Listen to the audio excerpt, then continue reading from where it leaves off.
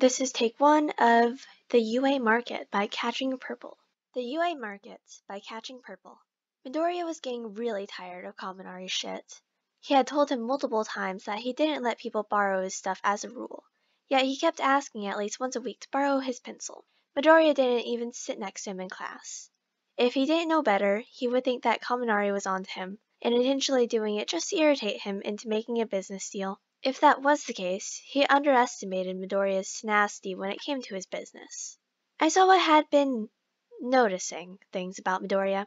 He noticed how Problem Child just gave and gave and gave, but he absolutely refused to lend out his school supplies. He had, on occasion, spotted Midoriya in some shady corner with a management course student, and possibly some exchange of money. He had noticed the way he shielded his notebooks from others, not necessarily protectively, but rather, he seemed to wait for something in exchange. It was painting a picture for Aizawa, albeit a blurry one, and he wasn't sure what to think about it. Generally, it was the management course one had to worry about when it came to these things. Aizawa had never seen one of his own students do this before. He was certain the rat at least knew about this, if he wasn't in on it. The question Aizawa kept finding himself asking was why.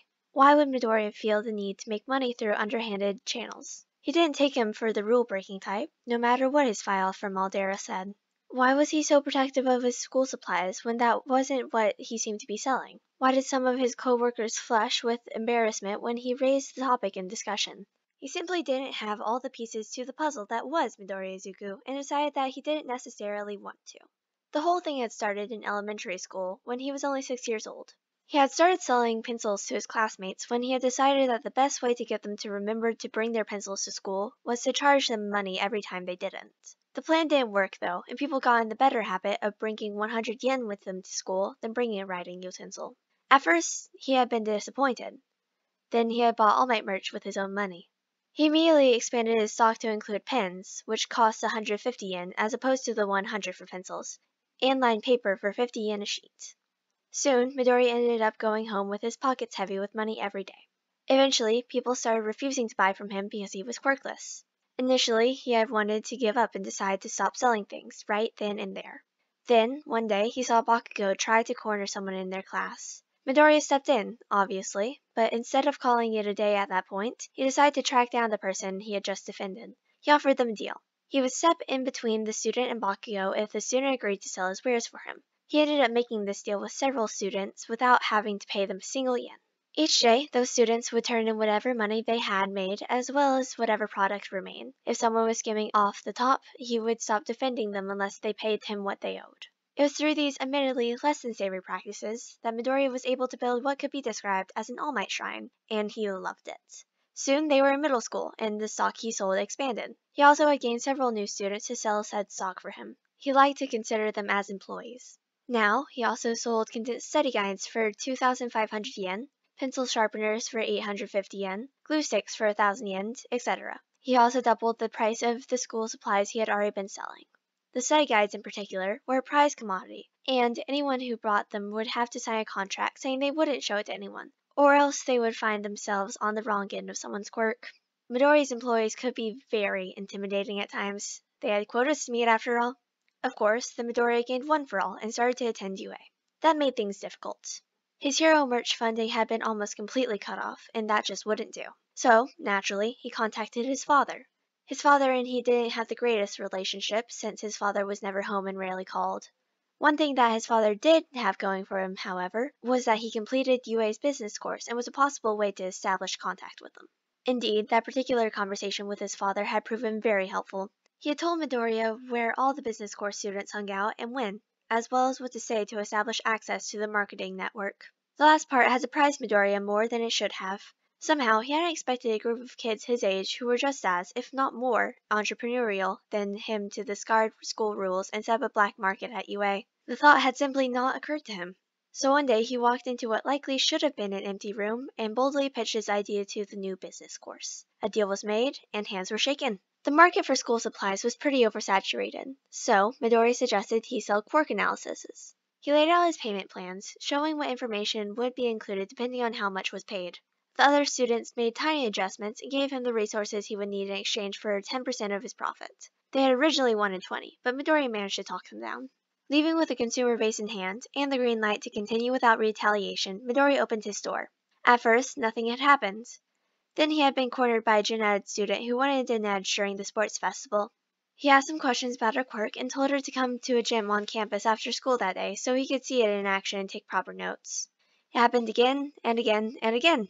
Eventually, his customers knew to just come to that gym after school, pay their fee, and wait for about a week before a nondescript file appeared on their desk before school containing the information they asked for, as well as a basic pen and pencil that came free with every purchase, a callback to his roots. This pattern continued well past the sports festival, and Midoriya just about had a heart attack the day President Mike, who was a homeroom teacher for one of the gen ed classes as well as his English teacher, walked into the gym. He only calmed down once President Mike promised not to rat him out to Nezu if Midoriya gave him a 50% discount. As it turned out, President Mike had arrived because he had noticed the remarkable improvement in his students and had heard one of the students talking about Midoriya's services. Midoriya was sure to slip that name to the business course students. He never saw that student again except in the halls, where they studiously avoided eye contact. Midoriya sold President Mike the largest amount of information he offered half off, and, true to form, a file appeared on the teacher's desk one day before school about a week after the two had spoken. He wasn't the only teacher to have asked for Midoriya's analysis either. Flag King and Midnight had also shyly come up to him asking for ways to improve their quirks. They didn't ask for a discount, and he didn't offer one. Shinzo had heard through the grapevine of this analyst in the business course that would sell you information on your quirk and help you try to get into the hero course. He was uninterested at first, thinking that if he were to show his quirk to the analyst, they would run away instead of helping him. However, he had come to notice a surprising lack of people bothered by his quirk. There were still a few, like the tail guy from the cavalry battle, but they were rarer than the people interested in his quirk. Besides, he was training with the hero course now, and he could really use a leg up.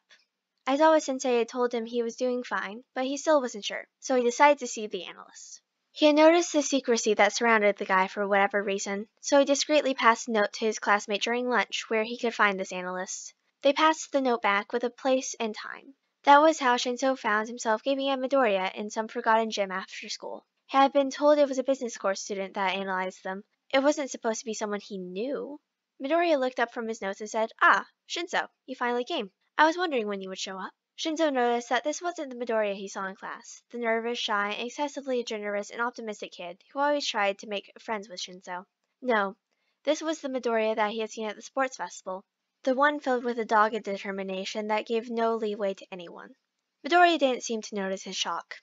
"I've got bronze, silver, and gold packages, each more expensive than the last. I know we're friends, or, well, I'm trying to be friends with you, but I don't give discounts. The bronze package gives you a basic overview and some possible applications you may have not thought of before. Silver adds in strengths and weaknesses and how to improve them. Gold gives you a full workout routine. There are other things too, but those are the key bits." Midoriya looked up at Shinzo expectantly. Shinzo blinked. All Shinzo could say was, Shinzo could, at times, be very eloquent. This was not one of those times.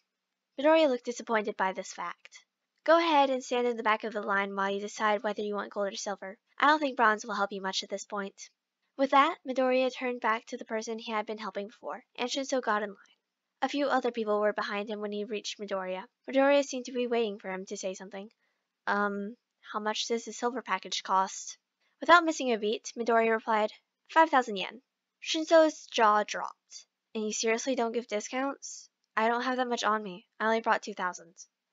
Shinzo didn't even want to know how much the gold package cost. Midoriya looked vaguely irritated. Shinzo didn't think he had ever seen him look irritated before. It scared him. "Then just pay me that now, and pay me the rest later." His expression darkened. "You will pay me back later." Midoriya held his hand out, and Shinzo handed him his money. Then Midoriya gave him this intense look like he was trying to solve a really hard math problem. "Go ahead and use your quirk on me. Make me pat my head or something, but the notebook stays confidential." Shinzo paused for a moment. "Are you sure?" "Yes." Midoriya's eyes went blank, his form limp except for the arm holding the notebook. Pat your head, I guess?" Midoriya did, still firmly grasping the notebook. Shinzo removed his control. Midoriya's nose went straight into his notebook, asking questions every now and then. "Could you not use my answer to your question about pricing to take control? What else breaks control aside from you cutting it off? Has that level of contact increased with time? How many targets can you control?" This went on for several minutes before Midoriya snapped his notebook shut and said, "There'll be a file on your desk after you pay me the rest." He then turned to the person behind Shinzo in line, and Shinzo took that as his cue to leave. Principal Nezu was having a grand old time. He has long since learned of the management course's extracurricular activities. He had lightly covered up most of their occasional blunders, enough so that if a teacher were to keep digging, they would figure out the whole thing. No one ever did, however, and he watched the business network continue and expand for years. Just when it was starting to get boringly predictable, in walked Midoriya. Nezu had been watching all of the management course meetings on a hidden camera for years now. He had been completely surprised when the boy named Hisashi as his father and immediately started rifling through his files to find out if that was true, and if so, how he had missed such a thing. The man had been a favorite of his, and was one of the most famous leaders of the underground network, as famous as one could be anyway. He had been the only soul to figure out that Nezu knew, and had tried to strike several deals with the creature, some of which were actually successful, and definitely tilted in his favor. He made sure the network would never be ousted by the principal, even if no one else knew about it. Now, here was his son, effectively blackmailing the management course into letting him make a profit off their consumer base while simultaneously sweet-talking them into only taking a 10% cut of the profits. Nezu never guessed that he had charisma and wondered how much of his shy persona was really an act. When he set up shop in an old gym, Nezu set up secret cameras and told the teachers that it was off limits for class practice. Nezu had asked for the reason why, but Nezu didn't give one. He had been waiting for the day Aizawa, his star pupil, figured it all out. Nezu had been subtly dropping hints for the man for a while now, and he was starting to catch on. Perhaps this would be the final straw. It turned out the final straw was Shinso, who had finally caved in and told Aizawa everything. Shinso had made a drastic leap of improvement with his quirk, and Aizawa had not let this topic go. He had been grilling his student for 4 hours after homeroom before he finally talked. The kid didn't seem to know that what Midoriya was doing was technically against school rules. Aizawa kept him tied up in his capture weapon attached to the ceiling while he went to pull Midoriya out of class. When he had finally managed to drag a stuttering and terrified Midoriya out of class and into the gym where Shinso was still hanging from the ceiling, Midoriya's entire demeanor changed. He told you about it. It wasn't framed like a question. Aizawa nodded anyways. His posture turned defensive, his eyes hard. He cast an angry glance at Shinso before turning back to Aizawa. There was silence for a moment before he relaxed. Midoriya spoke again. Why don't we head over to the principal's office, see what Nezu has to say about it? Aizawa glared. The rat probably already knew, and this kid probably understood that. Still, he couldn't dish out proper punishment without that rat's consent, so he untied Shinso and led them to his office without another word, Midoriya smiling all the while. When he got there, he found the door already open. The rat did know. The three walked in, Aizawa looking angry, Midoriya looking pleased, and Shinso looking intensely uncomfortable. Nezu looked more excited than Aizawa had ever seen him. So you finally found Midoriya out. He turned to Midoriya. Are you aware that what you've been doing is against the school rules? Midoriya nodded. Shinso startled. What? I thought he just didn't want his classmates to know he was helping the genetic kids. Midoriya sent him another glare. So you weren't aware that by buying from Midoriya you were breaking school rules as well? Shinso shook his head in vehement denial. You may go then. I will be summoning you back to my office within the week, however. Shinso left the room as fast as he could without running. Nezu turned back to Midoriya. How's your father? His expression turned hard. I wouldn't know. I haven't seen him since I was 4. I was lucky he answered my call about the business course. Perhaps you should ask his secretary. There was a dangerous edge to his voice. This was not a topic for discussion. A quick glance at Aizawa showed Nezu how surprised he was. Well, Midoriya, how would you like to make a deal with me? My father already made several deals with you. I thought we could just extend 1 or 2 to me as well. What did you have in mind? Aizawa tensed in further surprise. He would definitely be looking into Hisashi by the looks of it. Nezu was glad. Do you have your quirk analysis notebook on you? Midoriya nodded. May I see it? Midoriya hesitated before pulling it out and gingerly placing it on his desk. He looked concerned as Nezu flipped through it and started giggling. He heard Aizawa sigh from the back of the room and mutter something that sounded suspiciously like, damn rat. Nezu sent him a warning look before turning back to his reading. Well, Midoriya, here's my proposal. I let you continue what you've been doing, and you spend your free period with me as my personal student. Midoriya and Aizawa gaped at him. Midoriya started stuttering something out about how his analyses weren't good enough, while Aizawa reached out to take the notebook, flipping through a few pages of his own. When he glanced out of the cover, he noticed that this was number 15. Nezu continued. Nonsense, Midoriya. You have the quirk analysis skills of a professional, and you're only a first year in high school. I simply must insist. Midoriya looked surprised. Aizawa still hadn't spoken. Look, problem child, he doesn't extend this offer to just anyone. Take it. Midoriya seemed to consider for a moment before he finally, quietly said, Okay. Nezu hummed in satisfaction. As the two began to leave, Nezu called out, Oh, and send Yamanda, Kayama, and Khan to me, please. Aizawa grunted in affirmation. About a month into the private lessons, Nezu asked, "Why did you feel the need to utilize the black market here the way you did?" It was a question he hadn't initially considered. Now, as the business was spreading to include the sport course, he wondered. Midoriya shrugged. "Old habit. Hero merch isn't cheap." He didn't say any more. He didn't need to. Nezu had seen his dorm room. I didn't write this story. I just read it. So go check out the author. They're amazing. I hope you enjoyed and have a good day.